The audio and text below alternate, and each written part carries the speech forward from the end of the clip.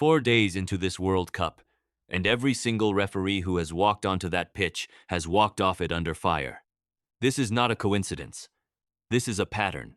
Football is supposed to be remembered for the goals, the moments, the players who define generations. But the 2026 World Cup is being remembered for something else entirely.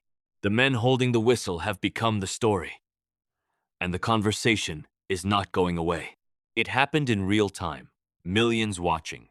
Players surrounded the referee before the decision was even announced. The stadium atmosphere shifted in seconds, that particular silence that falls over a crowd when something has gone wrong and everyone in the building knows it before the whistle is even blown. Then came the television replays. One angle, then another, then a third, slower, frame by frame, zooming into the exact moment that split opinion across the entire world. Social media did not wait for an official explanation. It never does. Within minutes, the clip was everywhere on timelines, in group chats, on broadcast panels where former players and pundits were already disagreeing with each other before the match had even finished. This was not just a talking point.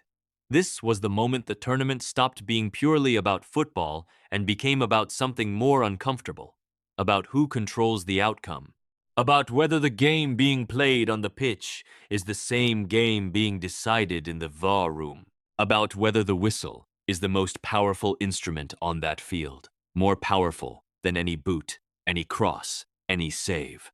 The problem is that this was not one incident. That is what makes it impossible to dismiss. 3 red cards in the opening match alone, a World Cup record. A VAR system that went dark for 4.5 hours during the tournament's earliest days. A penalty awarded in one match under near-identical circumstances to a penalty denied in another.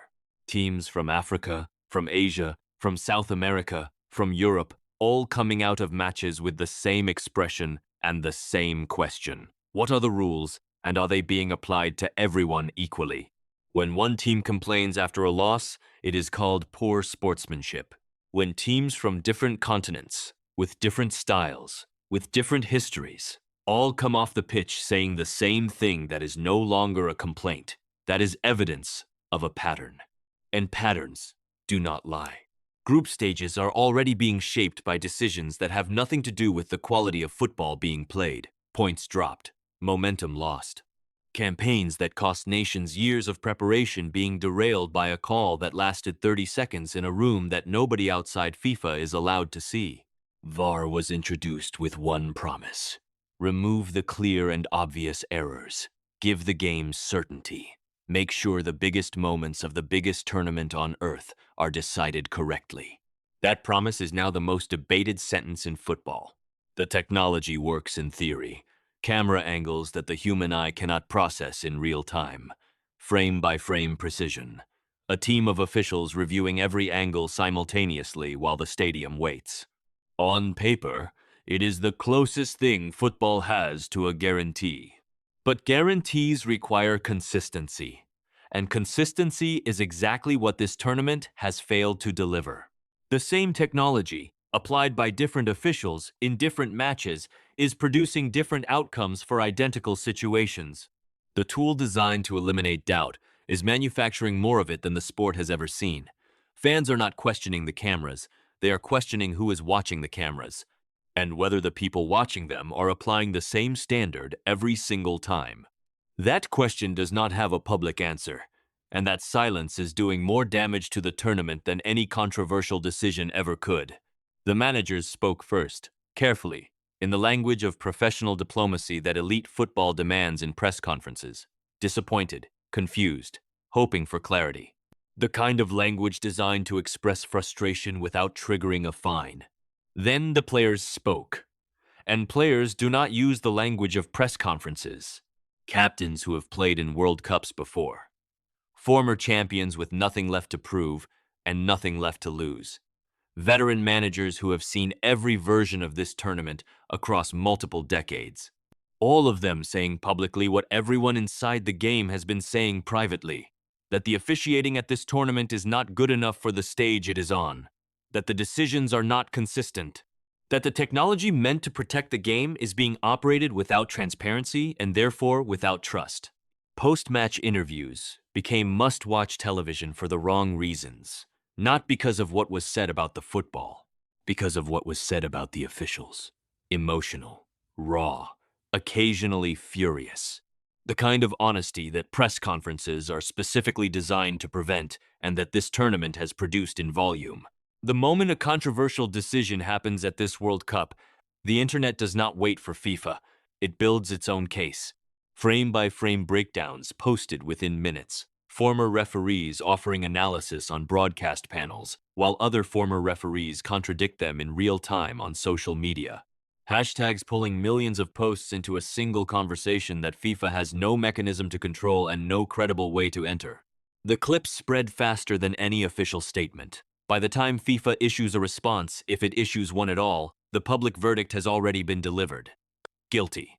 Not of corruption necessarily, but of opacity, of inconsistency, of running a system that demands trust while refusing to provide the transparency that trust requires. The internet has become the courtroom. And in that courtroom, FIFA is always on the back foot. It is worth saying clearly, the referees at this tournament did not create this situation. FIFA did.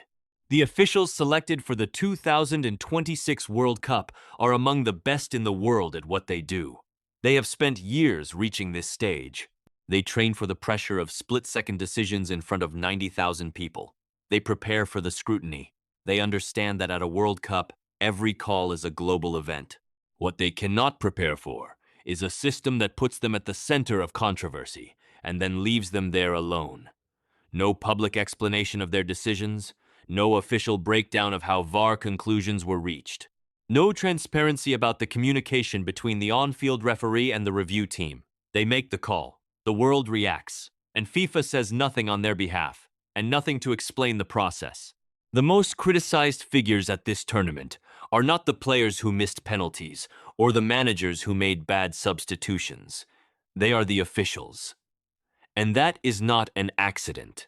It is the result of a system that has made them visible targets without making the process behind their decisions equally visible. The demands are straightforward. Release the VAR audio. Publish the decision-making framework. Explain publicly why the same situation produces different outcomes in different matches. Give the game the transparency that every other major sport already provides. FIFA has responded with silence, and with statements so vague they answer nothing. The integrity of the competition is being protected. The officials are among the best in the world. The process is rigorous and independent. None of those statements address the specific incidents. None of them explain the inconsistencies. None of them give fans, players, or managers any reason to trust the system more than they did before the controversy began.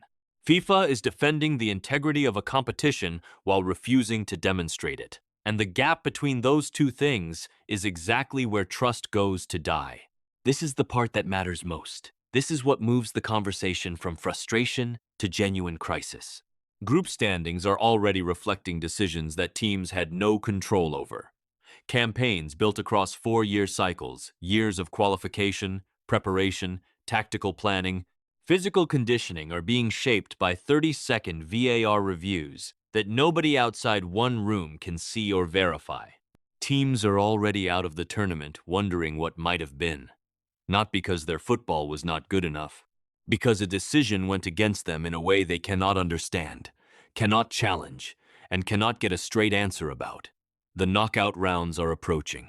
The stakes multiply with every match.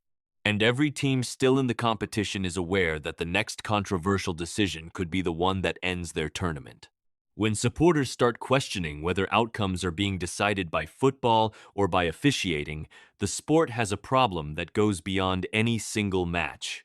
The debate was already happening before this tournament. Semi-automated offside technology, AI-assisted decision-making, expanded review windows.